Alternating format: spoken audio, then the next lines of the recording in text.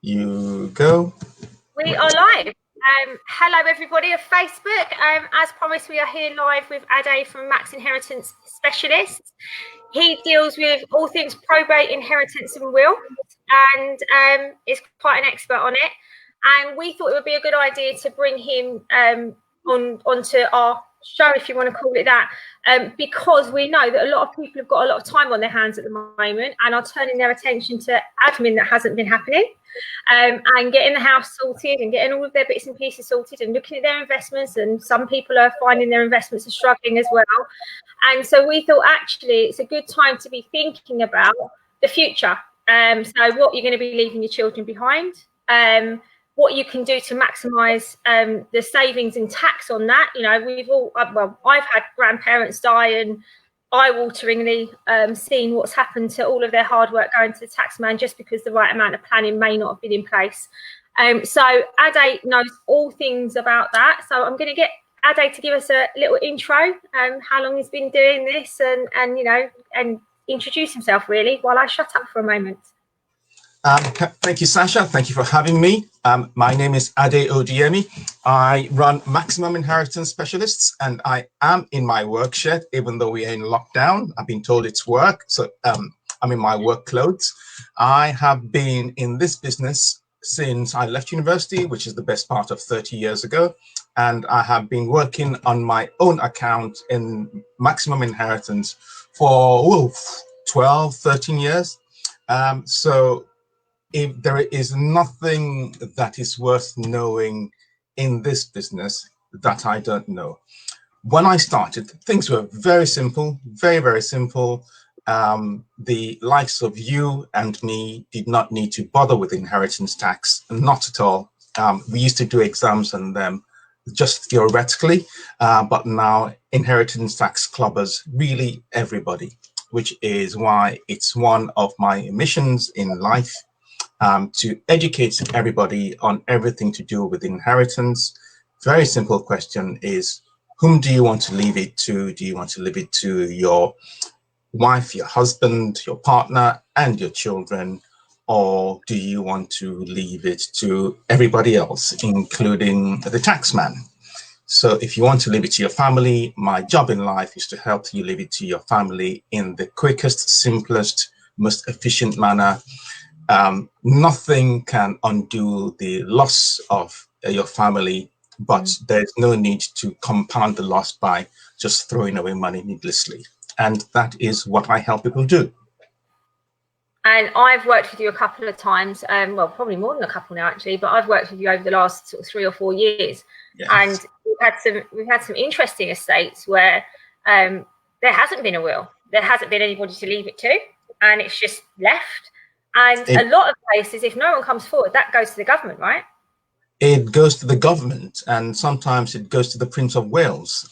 Yes, in the extreme cases, it does, which is a real shame because they have more than enough, and it could be doing a lot of good in the deceased's family. Yes, yeah. And it just makes things not having a will makes things untidy, messy, and expensive. I saw a family yesterday. Their estate was towards the bigger side, totaling about £4 million. And we did their work in stages. So the first stage, which took an hour, we saved the estate £800,000 in 1 hour. Wow. 3 signatures, 1 hour. And we save them £800,000. Then we'll go back and do it in a bit more detail, making more sophistication so that we save the family all of the inheritance tax possible. But to be able to say that I've saved one family, £800,000 in 1 hour is really a delight for me. And sometimes the estate is not that big. Even on £1 million estate, the tax can be of the order of 6 times 4, of the order of £250,000 on £1 million estate. So it's always worth doing. So you could literally lose a quarter of your estate to the taxman when you die if you haven't planned it properly. And that's the thing I don't think a lot of people realise. And especially the older generation. I think that the older generation worry about putting things. You can ring fence certain assets. I know that from my history. You can ring fence certain assets so that they don't technically belong to you anymore. They're in trust, but nobody can get to them while you're still here.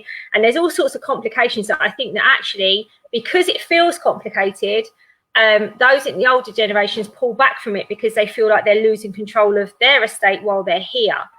And I find that that's where, when we go out, for instance, with me, I'm doing a lot of and the situation we find ourselves in is that people haven't put any plans in place because they've been resistant, and then suddenly there's a lot of money in this state that is then going to go to the tax man. So it's having those conversations that I suppose people of my generation would have to have with our parents without looking like we're trying to say, oh, hang on a minute, you need to save money for me when you pop off. Because that's the last thing people want to be saying to their parents and their grandparents. And that's where you come in, because you can go. Have you got another device on, Ade? It's my it's turned itself off. It's my franking machine which has turned itself off. Yes, me being nice. But people work early in the afternoon, but it's now gone off. But it's important that the audience know that it's not necessarily them that need to go and have these conversations with their parents and their elders, because I think a lot of the time we do find that, you know, we look like we're coming at it from a selfish perspective when we're trying to advise people. I think that the audience here for us is for people probably of my generation that need to do more about planning their estate, even more so now than ever with what's going on around us. But also, I think that, you know, the audience that we kind of need to be speaking to for you is that the people that are, you know, well with it, know what they're doing, know how much they've got around them, and want to be able to have a conversation with you, actually without their children or their grandchildren around, to sit down and flesh it out without their interference, if that makes sense.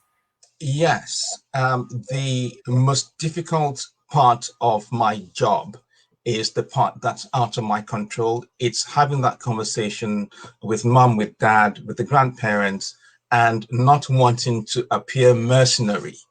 Yeah. It's the big thing. So the most difficult question, or the most heartbreaking thing I hear regularly is, I don't know what's in mum and dad's will. Well, I'm sorry, you are going to, in the nicest possible way, ask them, or I could go and have the conversation with them in confidence. I wouldn't come back and tell you, because that would be breaching confidentiality, but I would have been doing the best for the entire family. And if their wish is that, well, it should come to you and their grandchildren, that's great. I'll help them do that. But the question still would be, I don't know what's in mum's and dad's will, which sometimes, not very often, sometimes the will, what's in the document comes as a surprise. And that's one of the rules, one of the things I help people do, saying, right, the people around you should know what your intentions are, or they should have a good idea what your intentions are, and nothing should ever be a surprise. But that's the most difficult part of my job, which it is difficult, but it can be done, and it will be done as it comes up. But people should make their plans and let those who know, who are around them, know what their plans are. Okay, so I mean, first and foremost, 100%, first thing you have is a will. Yes, it should happen. And you know that you can get everything from a will from WH Smith that will cost you $19.99 right up to having someone plan it all the way through. Whatever the case is, as far as people watching, they've got a will, they think everything's sorted, and then when they pass away, this scary word called probate comes up. And you know, I've been in this industry for a while now, and I've sold plenty of great properties. I still don't really understand why some states have it, some don't. So what is probate, and why would you be in a position where you might not have it and you might have it? Okay, let's go back one step. Only Sasha can handle Sasha's stuff. only Ade can handle Ade's stuff. So I can do my stuff, you can do your stuff. But if I died and you were my executor or you were handling my estate, you would need permission from the court to handle my estate. And that permission from the court is probate.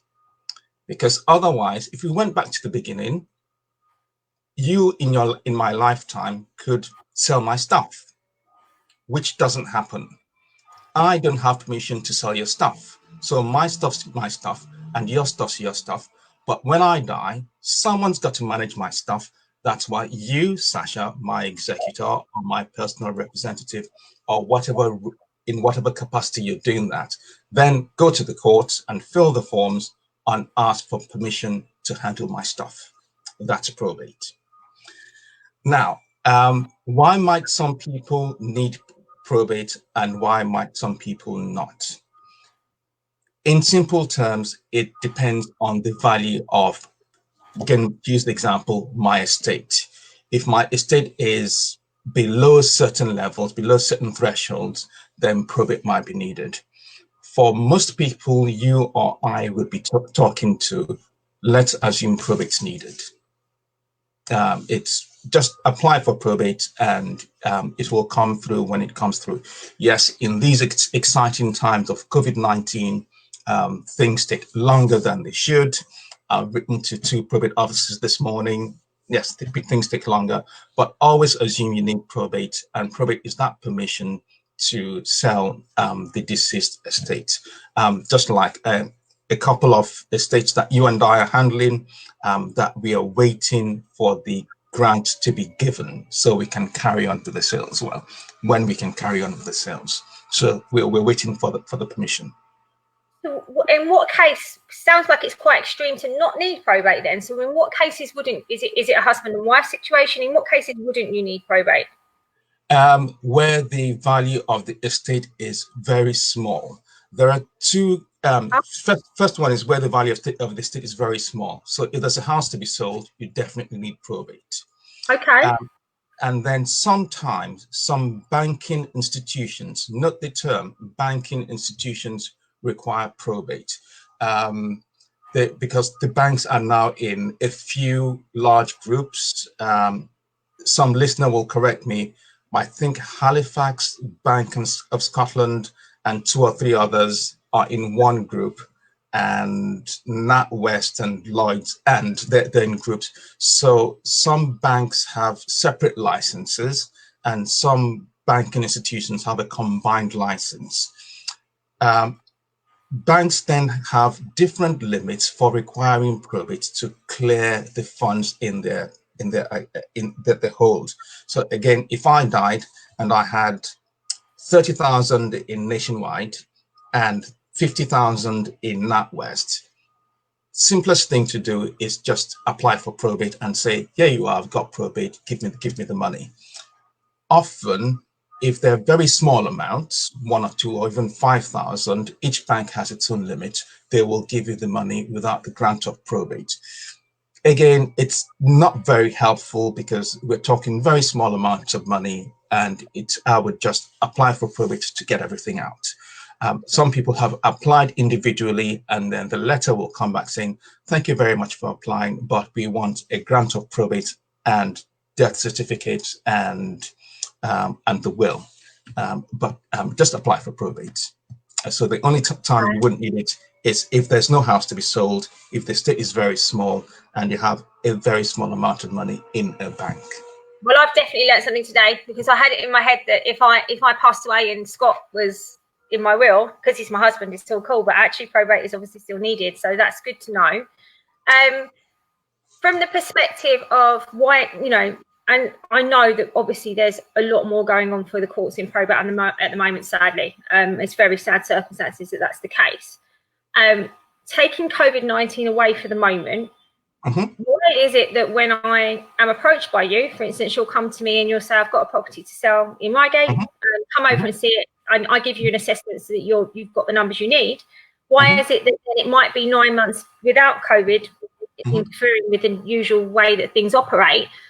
Why it will then take 9 months, not for necessarily a will that has nobody on it. So, you know, the one in Reigate is actually quite complicated. So it's probably the wrong one talking about. But, you know, say somebody has as simple as left their estate to their husband, they've passed away, it still needs to go through probate. Why, in the normal sense of working, can that take 6 months to a year? Why does it take that long if permission has already been given in a will? Sometimes it's just bad luck. Bad luck in that things take longer, and sometimes you're subject to inheritance tax investigation from HMRC. Right. Yes, investigations take, yes. And the one we both have that's taken that long, there's an investigation involved. The investigation's it was resolved quickly, very, very quickly, but don't quote me, anybody. HMRC and the courts didn't quite talk to each other. Okay. So it's bad luck. In this case, it's bad luck. Then yeah, it's just bad luck. It's just paperwork going from one office to another, which if we took COVID-19 out of it, should have been better by now. Should have been taking 6 to 10 weeks by now as a matter of routine, because the system is getting slightly better. But yeah, it's just bad luck. Well, it's good to hear that they're working on the system, because that makes things a lot easier. I mean, a case that I had, another thing that HMRC do, and I had heard it before, it had never come to me, was a gentleman who was living in a house and was staying there, so he didn't want to sell it, and he shared it with somebody. They passed away. I gave a valuation. HMRC had a look at the whole area and came back £300,000 more. Without looking at the house. It was a house in central London, kind of house that's 3 bedrooms. You have to pay £1.2 million for. But this house had been in the family for a very, very long time. And it was very much an original house. It wasn't falling down by any means, but it was the original house, and they hadn't done anything to modify it or extend it. And so when you worked in the numbers, it was £300,000 short of what HMRC wanted it to be worth. That was a bit of an argument, and he had to go and get that organised. Do you come across a lot of that in probate with HMRC? Do they tend to push back a lot on property values, even when you've got more than one agent valuing for you? If you are, because the investigations, to my understanding, are random. And again, it's bad luck. Sometimes they would accept a simple explanation saying, this is why it's so. I have one, just like you've described, saying this gentleman involved was a bachelor, he never married, so things got a bit run down. And by way of example, when he died, we changed the locks straight away, just to make the property secure. And the explanation was very simple, 2-page essay, but they accepted it straight away. I've never had a big pushback. The simple valuations that you've given me have sufficed in all my investigations. But yes, you can have bad luck, especially if you have, I don't know how it's done. I don't want to speak ill of them, but if you have people who don't know the area and don't know the circumstances, they'll say, we're several £100,000 short. How do you explain that? But in my mind, it's fairly straightforward. Right. Okay. So it is, like you say, it's just them doing a general check to make sure everything's going okay. Yeah. And, there's nothing underhand going on. Okay. Yes. Okay. We've got a message. Hi, Paolo. Hope you're well. Thanks for joining us again. He has a question for you. If I'm on the deeds of my mum's house and she passes, do I still need grant of probate to sell her property? Yes and no. It depends. Yes is the short answer. Yes, because it sounds like you own part of the house. If you own part of the house, well, you can sell your own part, but no, you can't sell part of a house. So you have to, in effect, bring your mother's share together with your share to become one whole house to sell it. So to sell your mother's share, you need grant of probate. So yes.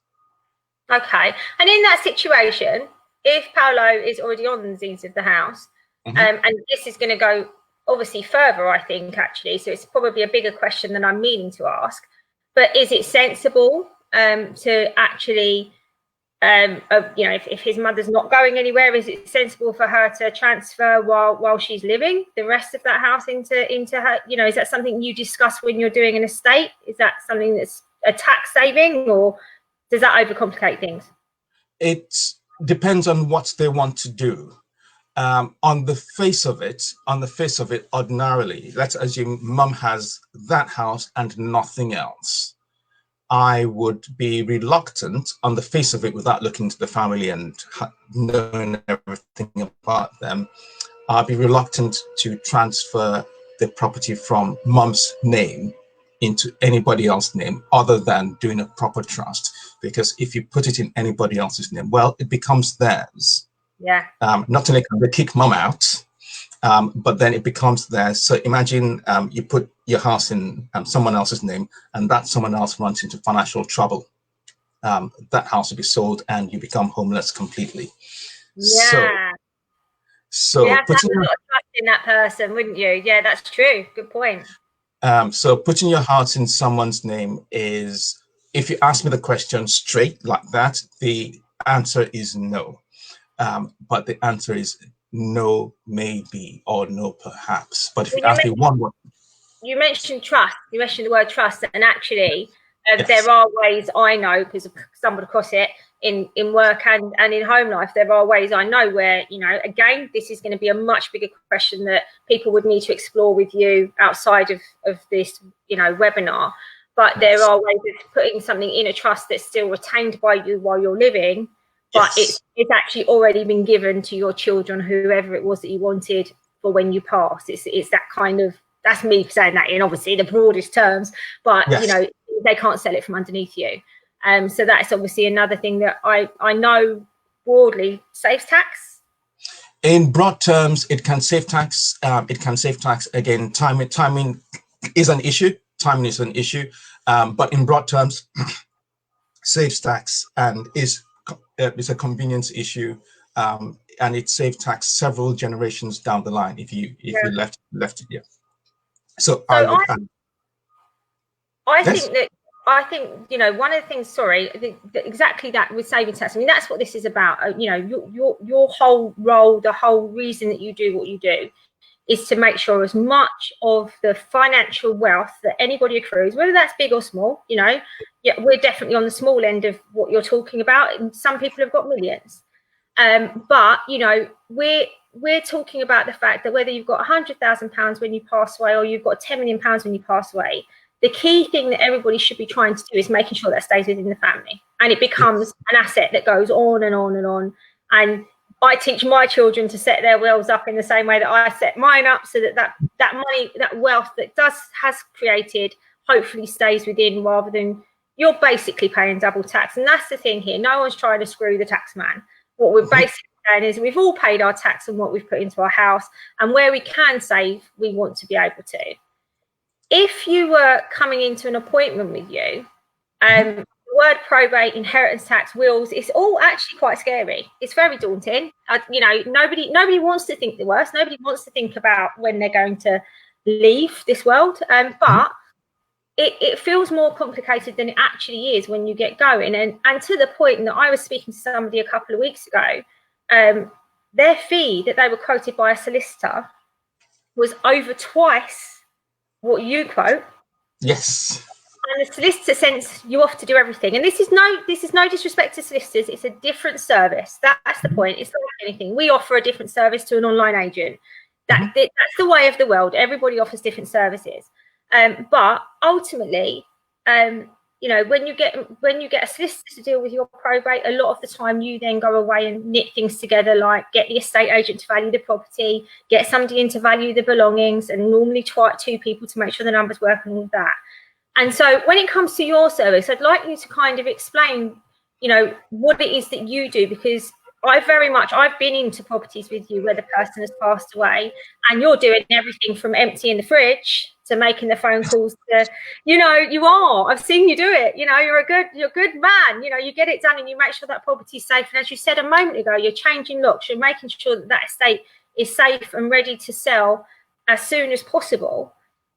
What's that service what's the differentiator? Why did you go that far? I think that's my question. Why did you go that far to make sure everything's done? The way I describe it, like you've described, but more slightly differently, is the only thing I don't do is arrange the funeral, because it's a personal thing.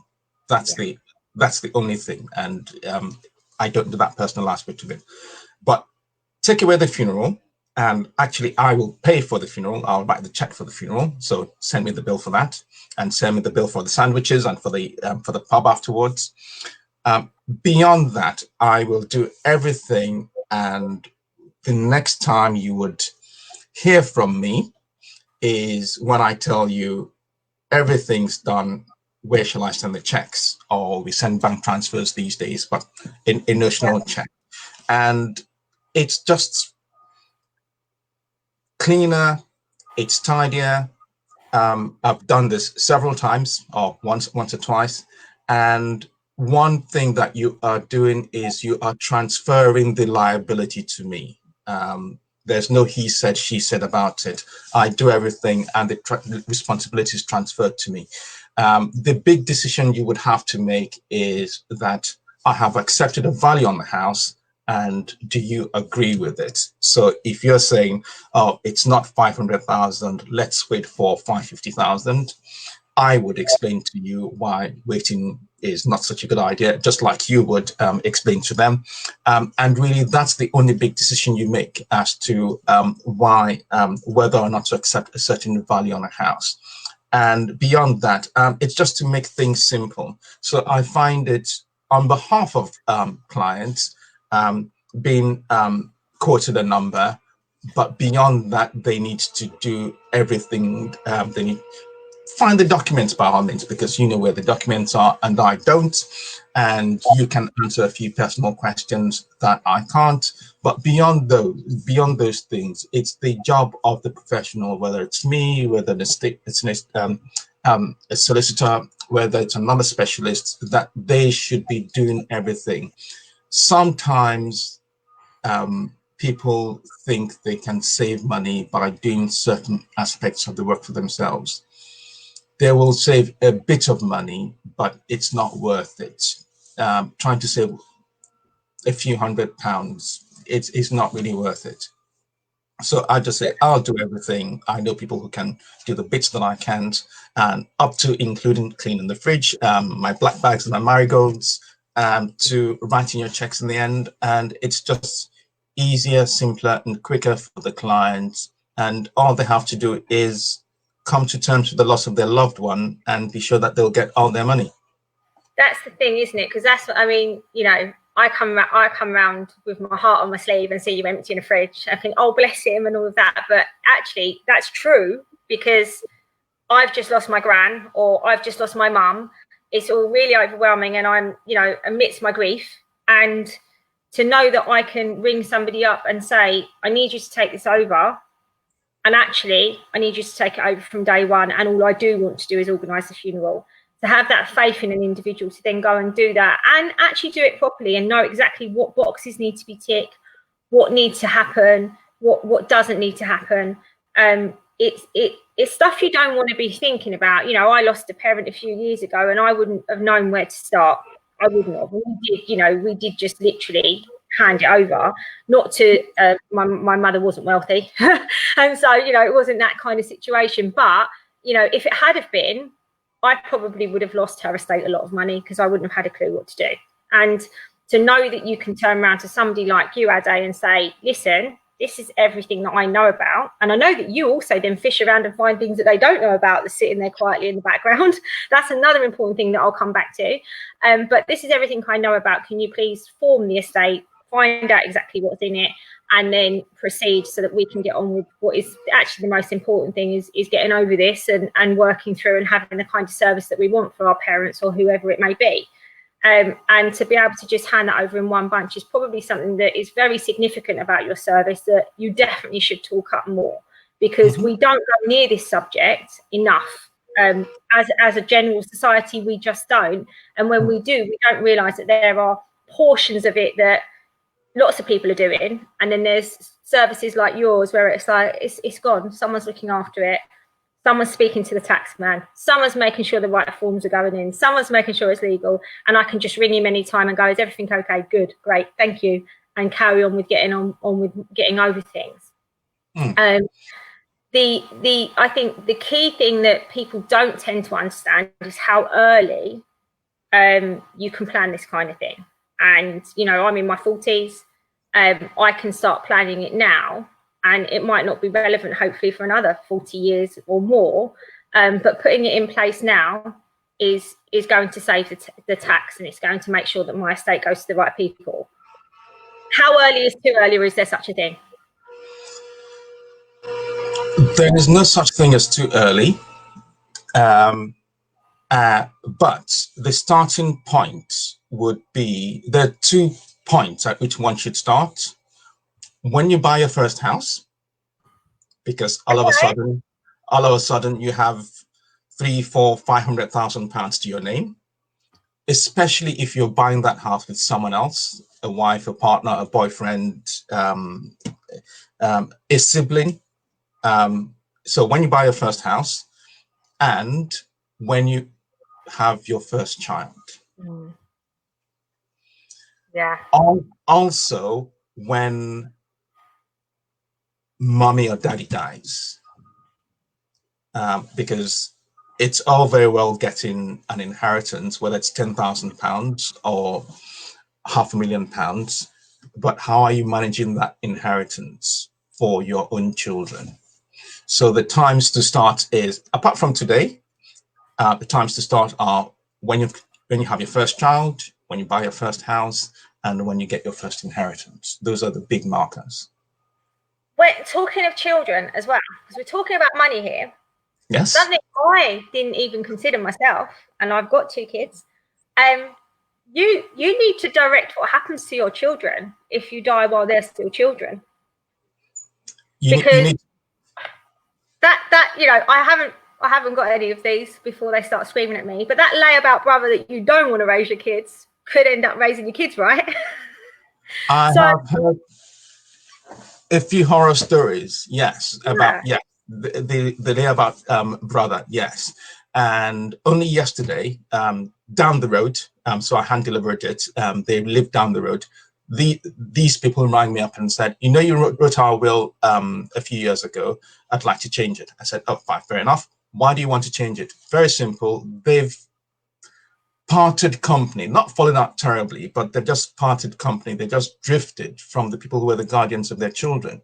And their 3 children are in their 10, 12, 15, something like that. So there's still enough time for stuff to go wrong, and just change their will.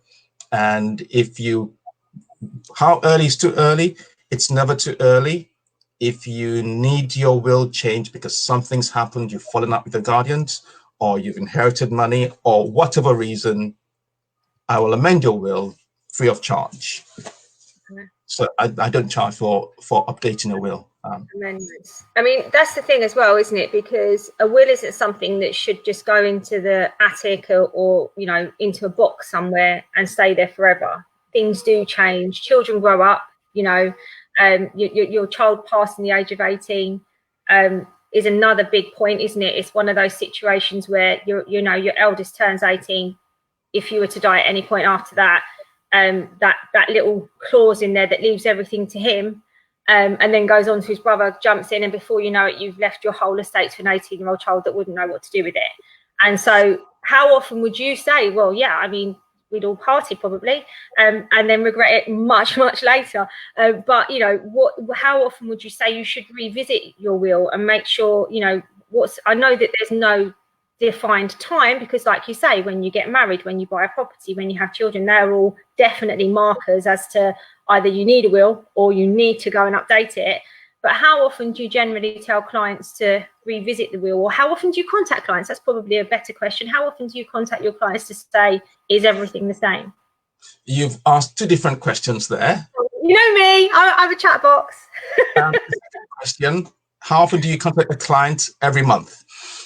Wow, okay. Yes, every month. You get my newsletter.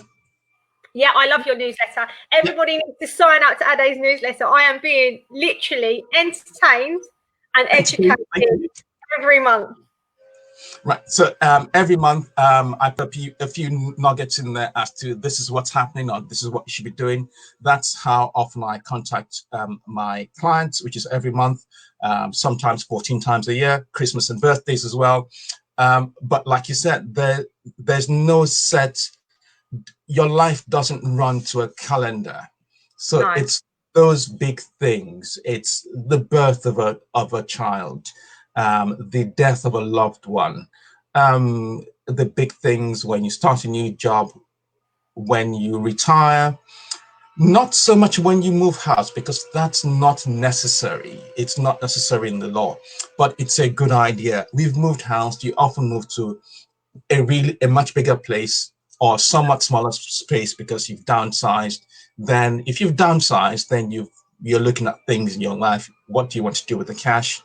So it's when you do, I still say, greetings cards. When you get a greetings card in the post, that's a time to look at your will. Your big birthdays, your 30, your 40, your 60, your 75.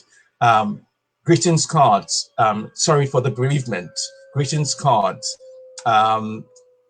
Joining you in welcoming the baby to your life. So it's those greeting cards that are generally a pointer for updating your will.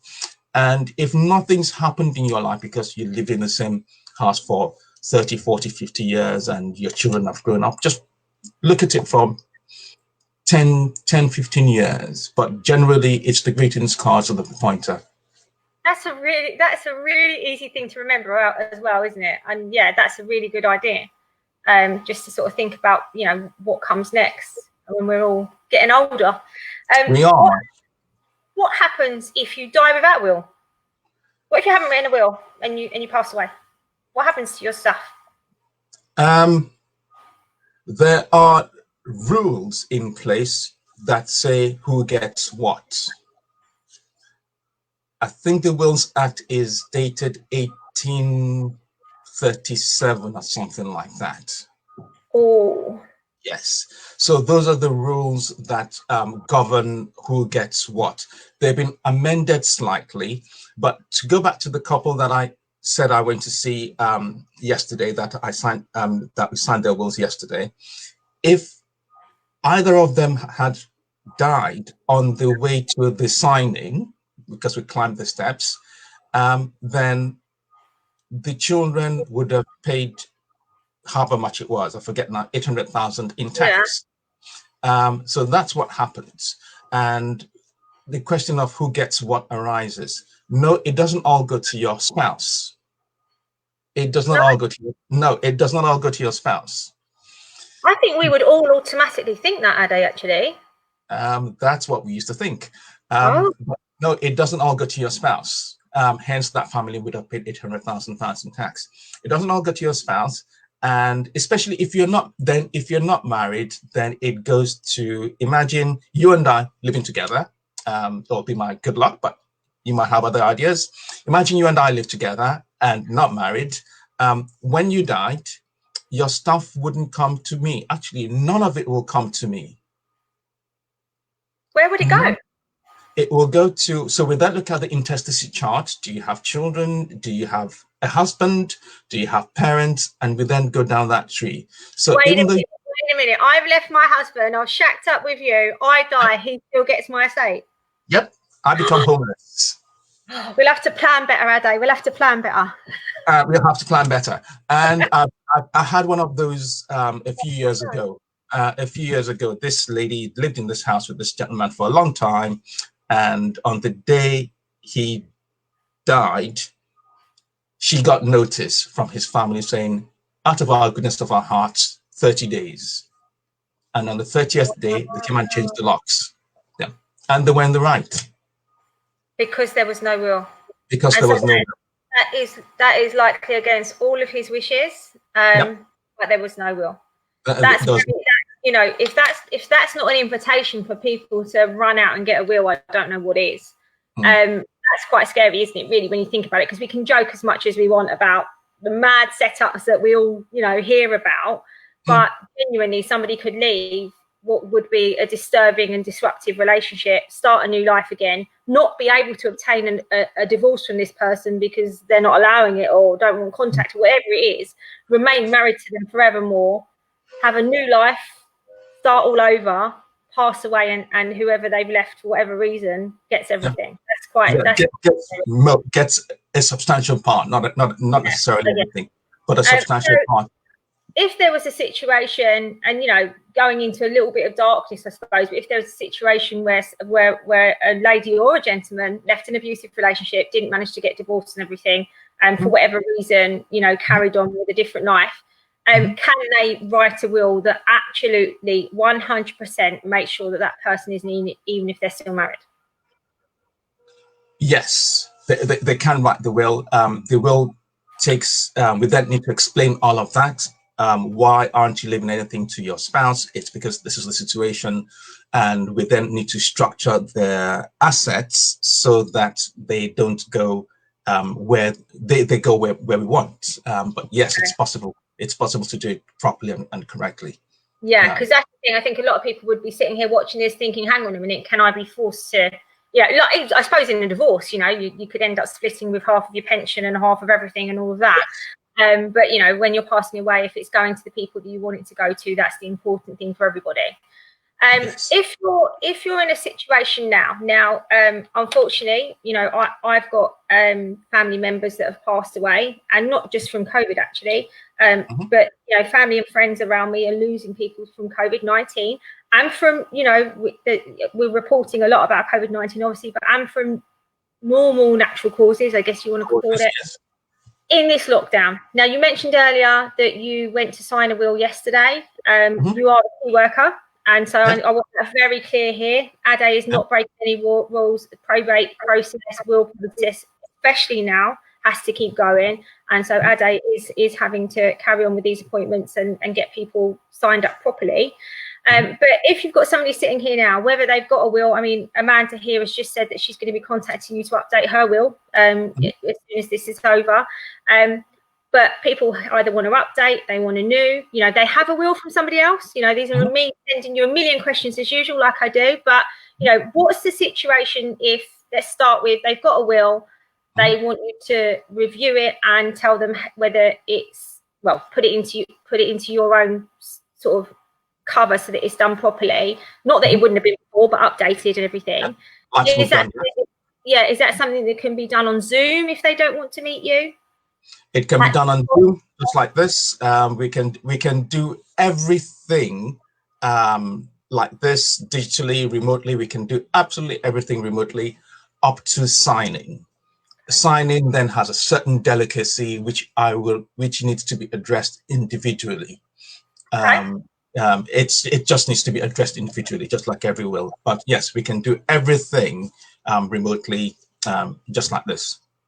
So let's be honest, we're talking about exposure here to what is a virulent, disease that's going around. So, if I needed to have that hour chat with you, I could have that hour chat with you, and then we can organise what could effectively be a very quick meeting to sign the PPE. Everybody's happy. That's everybody's happy. Yeah, there are times that we don't need to meet, but again, that will be a part of our discussion.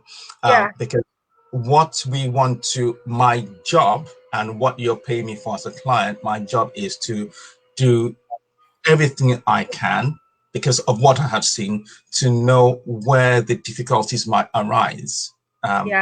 So that I will ask you certain questions and you'll tell me this is so, and I'll say, oh, no problem. But there'll be other cases where I need to come and see you, and we can do it. How will we do it? In the garden, on the car bonnet, etc., etc., etc. And then there's a final step when all of this ends, whenever it ends, whether it's in 3 months or in 6 months or in 2 years, whenever it ends. Fingers crossed, we're all still around, and then we'll address the issue again. But we can do stuff that will keep us till then if we need to. Well, I think it's, I think a lot of people are, as I say, because we're all turning our attention to our admin, a lot of people are probably sitting there thinking, well, actually, I'm hoping that the worst isn't going to happen to me or anyone close to me, but should I be doing something now, and can I? So it's good to know that service is there. and it can be done over a distance on a video call to make sure all the belt and braces bits are done.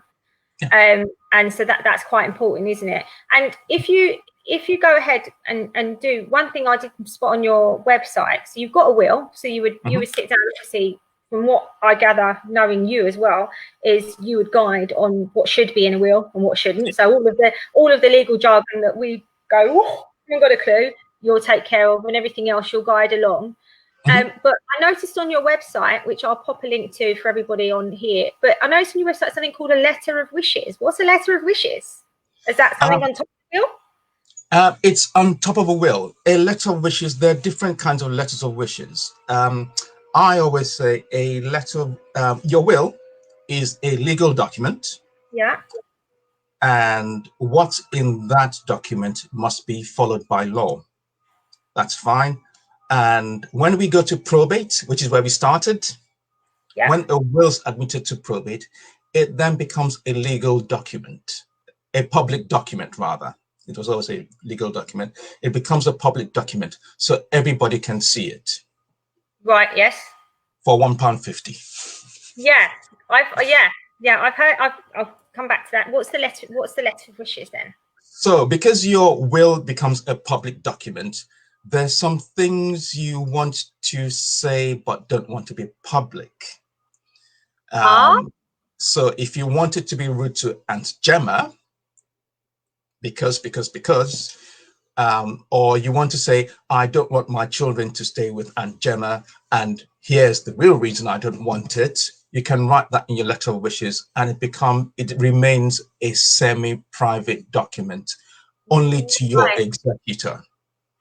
That's important. Okay, so I'm leaving my estate in the will. Everything's there for the whole world to see. I'm actually going to pop a link. On in a minute, because I didn't know myself until I was trying to solve a problem for somebody on a sale, that you could actually go and buy wills, and it can buy anyone's will. And actually, we got the sale across the line because nobody could find the will when we found it. I didn't know that it didn't all have to be in there. So that's key. So you don't want to necessarily cause public discomfort to somebody or shame somebody, but you want to be able to say delicately to whoever's looking after your estate. But you still want to say it. Yeah, this needs to be out there, but I don't need to do it so that it's forever on record. Gotcha. Okay, well, that's really interesting to know. Well, I suppose probably the big question people are going to ask me ask you, how much would it cost to write a standard will? What would be the cost of this? It's one of those, it depends on the service. It depends on what you need to do or what you want to do. But if you bear in mind that a will for me is half a day's work. Yeah. Sometimes a day's work. A will never takes me less than half a day. Preparing, drafting, and covering my arse and your arse. There's no nicer way to put it. Doing all those things that it takes me, it's half a day's work for me at the least. Then think how much half a day's pay is for you. If you earn what I do, great. If you earn a bit less than I do, but it's half a day's work. So that gives you an idea that you'll be looking at a few hundreds at the very least. But bear in mind that it's half a day's work and you're looking at really, just think of your house. How much do you think it's worth to pay to secure the fruit of your life's work, your house, and see if half of a day's work of a professional is worth it. I will spend all the time that you need with me. It's not just a 1 hour conversation or 1.5 hour conversation. It's as much time as it takes.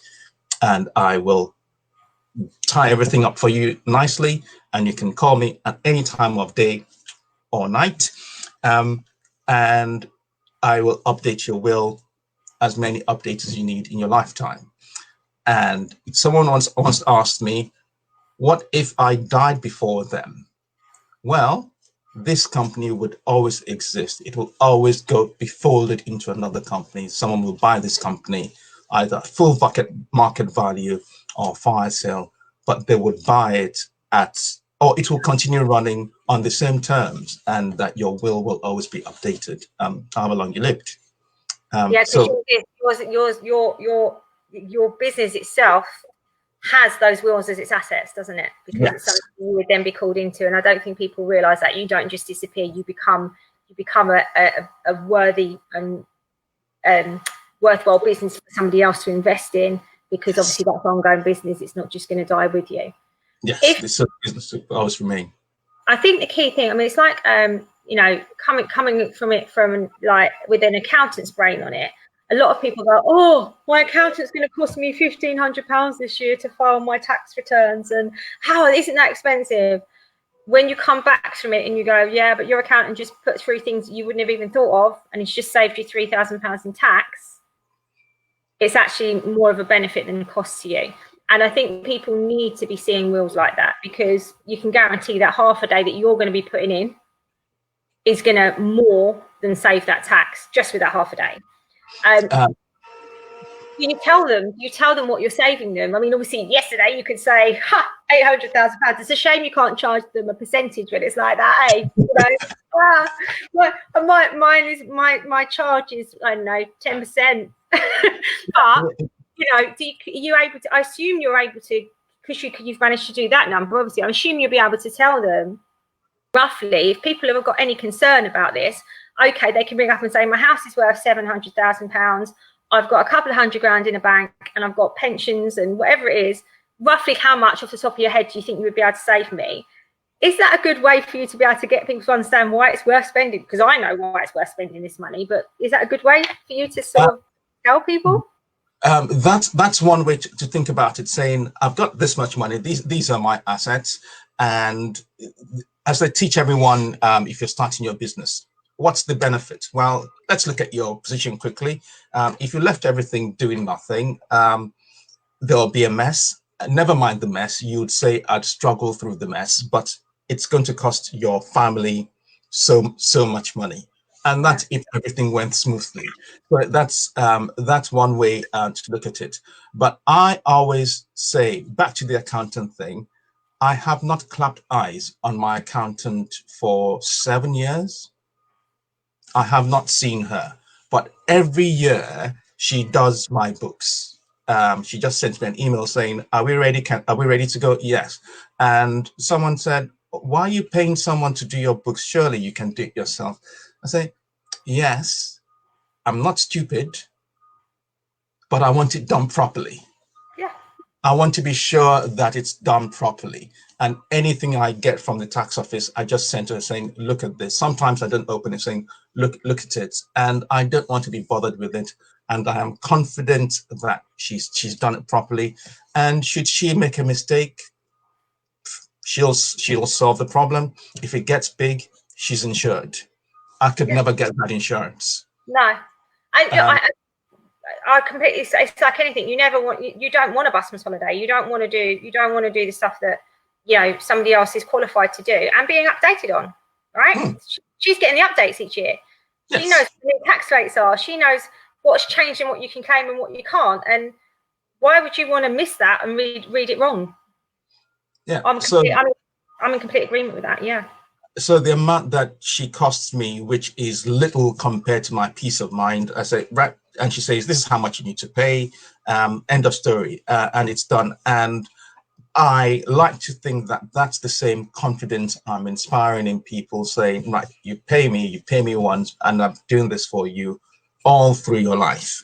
If I retire, if I die, my company would do it for you till you die, and your family will be well looked after.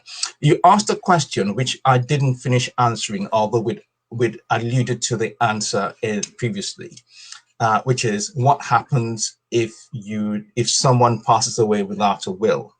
Yes. And you asked another question, which is how often should you renew your will? Those two questions come together in guardians. The people you name as your guardians should always be people you want to look after your children if you weren't around. That relationship should always stand. If the relationship changed for whatever reason, then you renew your will. I've seen a couple of cases, thankfully not mine, where, long story short, they didn't renew the wills, so they had to go by an old will, which is very much out of date, and the people who took over the children were not the people that the deceased people wanted. And everybody knew, everybody in the family knew, the whole village knew, but it was a question of, well, that's what's in the will. That's awful. When things change in your life, if anything changes in your life, renew your will. The worst thing you could do. Do you know, Sasha? Do you know what's a stupid question? Go on. What's a stupid question? There is no such thing as a stupid question. 10 out of 10. The only stupid question is the one you don't ask. So ring me. If you think it's a stupid question, ring me and I'll answer it. And it stops being a stupid question. If in doubt, ask. If you don't like the answer, that's quite another thing. But if in doubt, ask. No, I agree with you, because I think that, like, you know, a lot of the time when we come at this kind of situation as well, is we are thinking about it from a financial perspective. But there's everything from heirlooms that you might want to stay in the family if that's not in a will, but it gets sold. You know, you might want that to go to your grandchildren. It could be, you know, the wedding ring I'm wearing, I could want to specify what happens to it if I haven't done that. It doesn't go where I want it to go. And somebody that I've promised it to but haven't put it in the will doesn't get it. There is already enough upset when you lose somebody without things like that not being written down properly and taken care of. And I think that's the key thing that we need to remember here. It's about your wishes and about what you've already told people is your wishes. If you haven't then converted that into a document, your children go somewhere you don't want them to, and they probably don't want to. You know, a lot of the time what we're also forgetting when we're talking about this is that will says something historic. These children might not have seen that family for the last 5 years because of this separation. They're going to complete strangers having just lost their parents. And so it's very, very important that people remember that, you know, while it can be, no offense, it can be a boring and, you know, difficult exercise because there's so much to talk about and put on the table. And there's difficult decisions to make. You know, which brother do you leave the children to if you're not here anymore? What happens if mum's expecting to have the children and you haven't said mum can have the children because you don't know if mum's going to be here when you're not here? And do you know what I mean? It's all of that. It's not an easy subject to broach, but to have somebody like you sitting there saying, actually, I would probably suggest this, because you've done it numerous times. And so if I'm sitting in front of you saying, what do you think I should do? You could probably pop up with 5 scenarios just off the top of your head from someone similar, 5 different ways, couldn't you? Yes. And you've actually described another example of the statement of wishes. I want children to go to this person, not that person, because I don't trust this person because they did this in 1972. You can write all of those things in the statement of wishes. I've seen a statement of wishes, which is the exception, which is 10 pages long. That was the exception. Usually there are a few pages and a few lines, but that's another use of statement of wishes. So statement of wishes are for things which you want to get off your chest, but you don't necessarily want to be a document that anyone can find on the internet. Yeah, and I guess as well, when you just said that, actually, in some ways, a statement of wishes can be used in a gentle way to explain to somebody, you know, I didn't mean to upset you on this, and this is why. You know, it's because I don't think it's fair on you, or, you know, it could be something as simple as that. It doesn't necessarily have to be, I remember you cheating in that game of backgammon when we were 8 and I've never got over it. Do you know what I mean? It can literally be as simple as, I didn't feel it was fair on you to give you my mad children. And so I'm giving them to somebody who deserves them. It's, you know, it can be that simple, can't it? And that's, you know, that's something that we probably need to pay a bit more attention to, especially in these times when, you know, people are having to look a bit more closely at staying healthy, staying well, and making sure that everything is taken care of at home. I hope you don't mind. I've been hopping over to your website just to have a look, just to make sure, because I appreciate that people are watching and wanting me to ask as much as possible. And there is something on there that just made me think, what happens to your will when you divorce? I know we've said you have to change it. Say I got divorced today. Yes. Went to bed and mysteriously died in my sleep. hadn't had a chance to contact you to change my will, where does that leave you when you're acting for my estate? Okay. Because divorce does not happen overnight, my advice is on the day you've decided you've had enough with that person, contact me to change your will. Right. That's the one. That's day one. That's day one. On the day you said, right, that's it, contact me to change the will for practical reasons, not necessarily for legal reasons. And the practical reason is, yes, you don't know, my go-to illustration is Peter Sellers. Anyone who it's on my website, type in Peter Sellers, big story, but his money, or a substantial part of his money, went to his then wife, whom he was in the process of divorcing. And your illustration, your question implies, why should my money go to a place other than which I want? So because divorce doesn't happen overnight, when you start planning the divorce, contact me, we'll rewrite the will, and that's it. There are two further things. The big question is, divorce does not change the will, does not change what's in there. So the terms will still carry through. Right. Which then brings me to a way in which I write wills. When I write a will, I will never mention, so if I write in Sasha's will, I would never mention Sasha's in-laws in any capacity. If I had to, we would then have a big discussion saying, Sasha, do you know that if we mentioned Sally, your sister-in-law, say, what if the marriage broke up and she then became bitter towards you, but she's still in your will? Which is why I never mention in-laws in the will without a great big discussion. But that's good. I mean, that's good. I mean, with all the best will in the world, we want to give our family members. It's good that you are sitting there challenging us to think this through. It's not just, it's actually quite comforting to know that you're not just going to sit there and go, yeah, here's your will. Yeah, see you later. Yeah, here's the will. You're checking as you go along. That's a great service. That's, that makes me think. And obviously none of us want our marriages to end. Let's be honest, we wouldn't get married otherwise. But it's a fact of life that we probably do need to think of every possibility when we're writing a will, because as much as we can come back to you however many times to change it, it is supposed to be a bit of a final document when it's written up that you trust and feel comfortable having had written. Okay. Yes. Well, I mean, we've been chatting for an hour. Did you know that? We have. Time flies. Is there anything important that I haven't asked you that you think I should have? Because you're the expert here, and I'm asking just layman terms questions. But is there anything you think that we should be aware of, or I should have asked you? I would say money should not be your consideration, your primary consideration. As my mother always told me, as I'm sure your mother always told you, you get what you pay for. So for instance, compare these two sets of questions. Okay, Sasha, don't use names because I don't want to know, we don't want the names. Your boys, what are their names? How old are they? How old are they?